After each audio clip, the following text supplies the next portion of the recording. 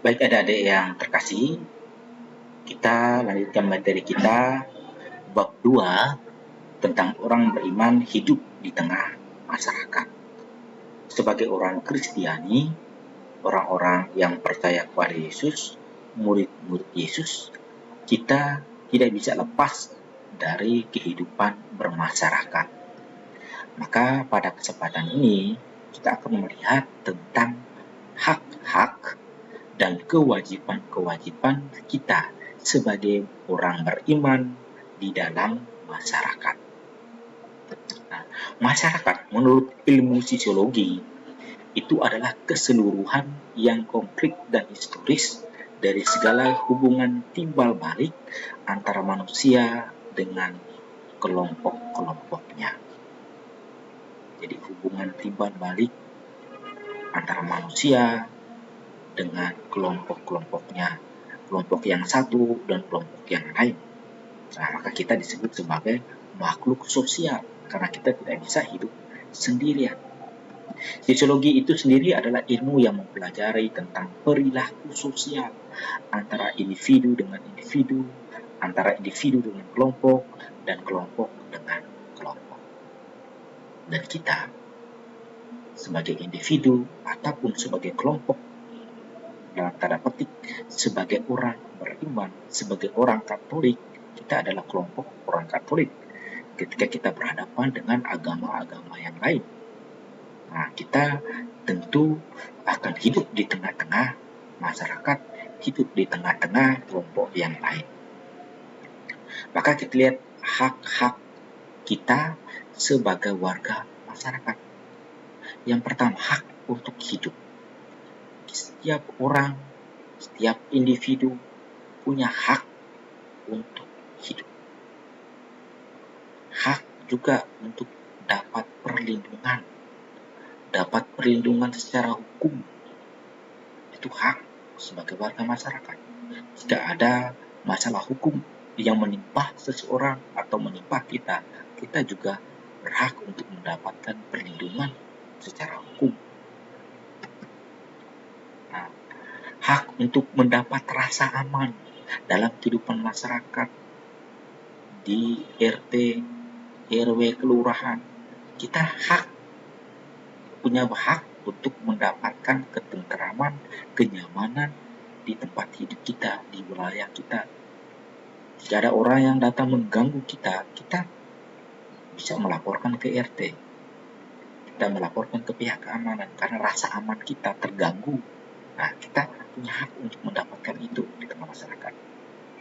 Kita juga punya hak untuk bekerja, hak untuk mendapatkan nafkah. Setiap orang berhak untuk bekerja, berhak untuk mendapatkan nafkah. Hak untuk mendapatkan kesempatan untuk berkembang. Setiap orang punya peluang untuk bisa berkembang secara kepribadian dari bakat dan kemampuan, tetapi juga punya hak untuk berkembang secara material, ekonomis. Nah, itu kebebasan, tidak ada orang yang melarang. Itu hak setiap orang. Hak untuk mendapatkan pendidikan. Setiap orang punya hak untuk mendapatkan pendidikan yang layak tanpa terkecuali. Baik itu pendidikan formal maupun informal. Tapi setiap orang punya hak untuk belajar, punya hak untuk mendapatkan ilmu pengetahuan. Nah, hak untuk berpendapat. Setiap kita punya hak untuk menyampaikan pendapat kita, menyampaikan ide kita, menyampaikan gagasan kita. Nah, hak itu sendiri adalah sesuatu yang kita terima atau sesuatu yang kita dapat. Maka kita lihat hak untuk dapat ya. Itu hak yang akan kita terima, sesuatu yang akan kita terima atau sesuatu yang dapat kita peroleh.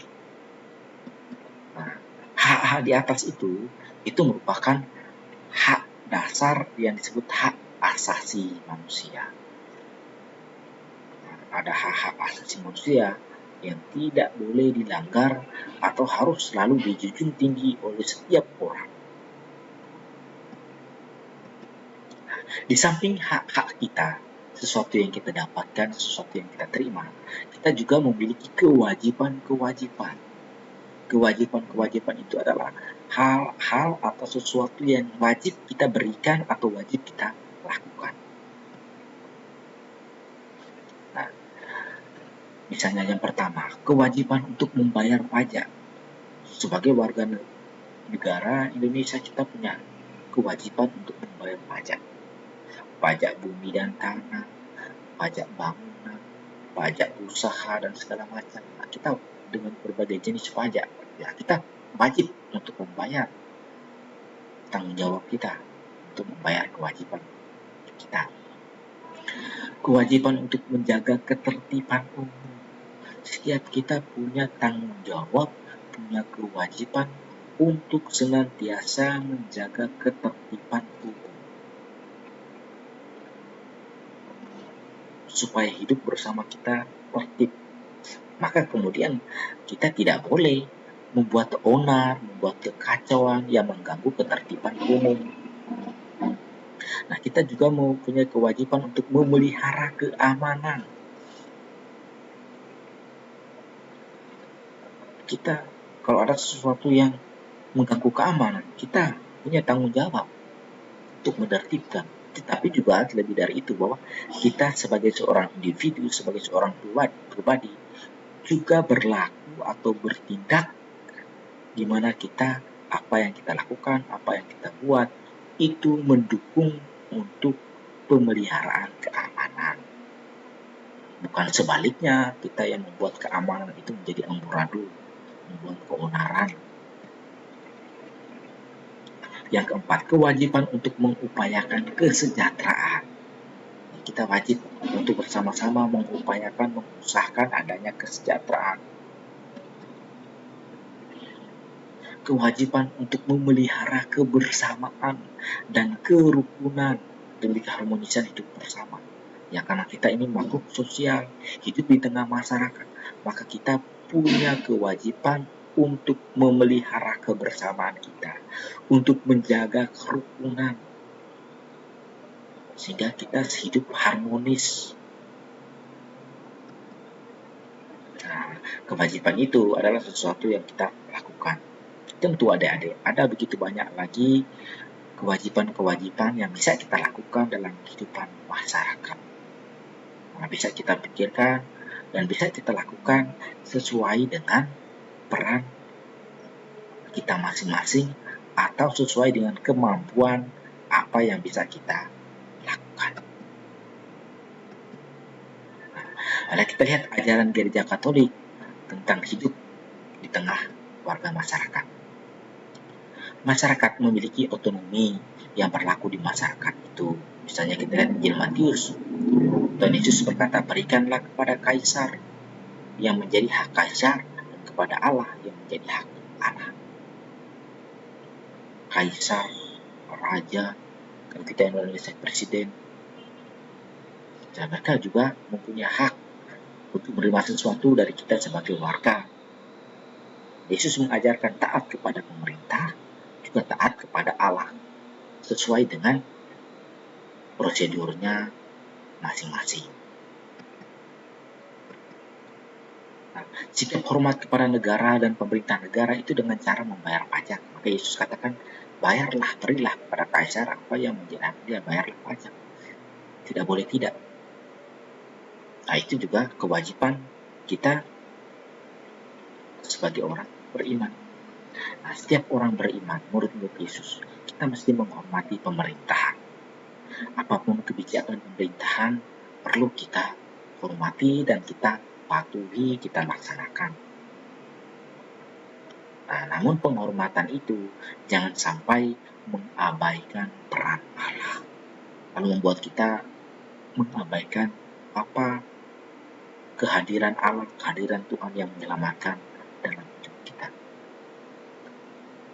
Menghormati pemerintah dan menghormati Allah itu bukan sesuatu yang bertentangan, bisa berjalan beriringan dan bersamaan.